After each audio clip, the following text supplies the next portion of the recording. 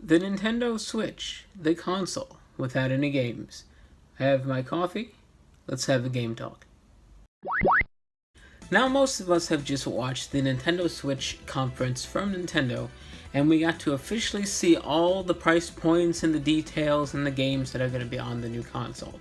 Now, the only problem about these games on the new console is there only appears to be about 5 that are actually going to be out on March 3rd, the day the console releases. And out of these 5, it appears that 2 of them are first-party games. The first and foremost, of course, is The Legend of Zelda.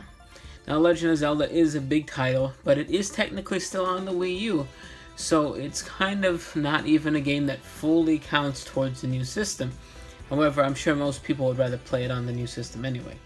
The next thing is what they call 1-2 Switch, which is kind of just like a quirky party game that I didn't even think looked interesting in the slightest bit.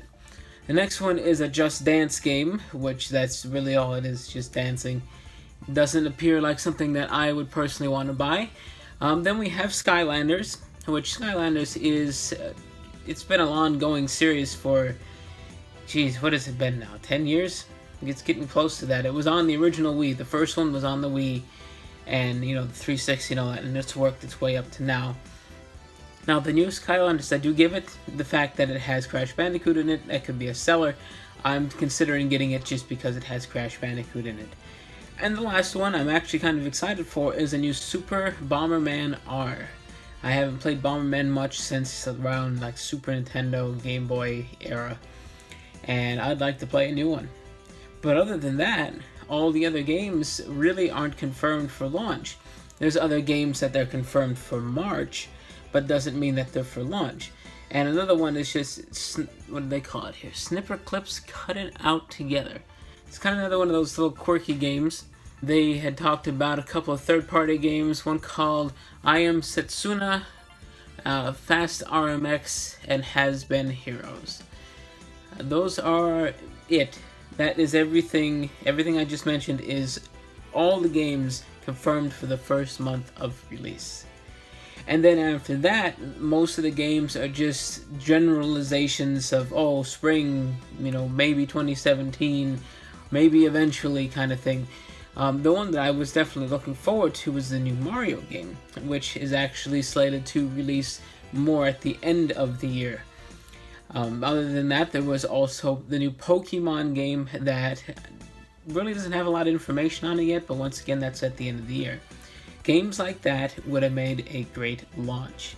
Not just Zelda. Now, Zelda is a good game, and I am very excited for this new one, but they needed more than just one great game and 4, it's okay kind of stuff.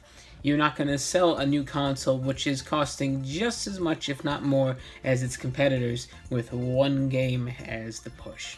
Now, even after you move on past March, you get into April, you're looking at a re-release of Mario Kart 8. Now, I have Mario Kart 8, I have all the DLC for it. They said there's a little extra in this, but is it really worth buying it again? I will probably buy it again anyway, just because I'm going to end up with the Switch and I feel like I'm going to have nothing for it.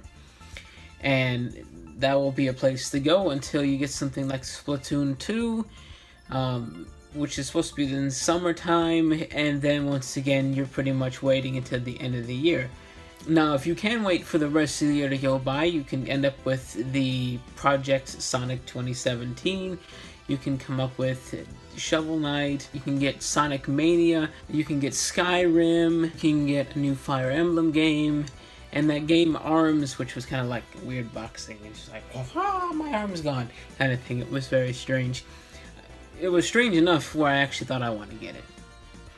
But if you look at the year as a whole, the amount of games that honestly are going to push this system, they're all going to be at the end of the year. So my thing was, why didn't they wait until the end of the year?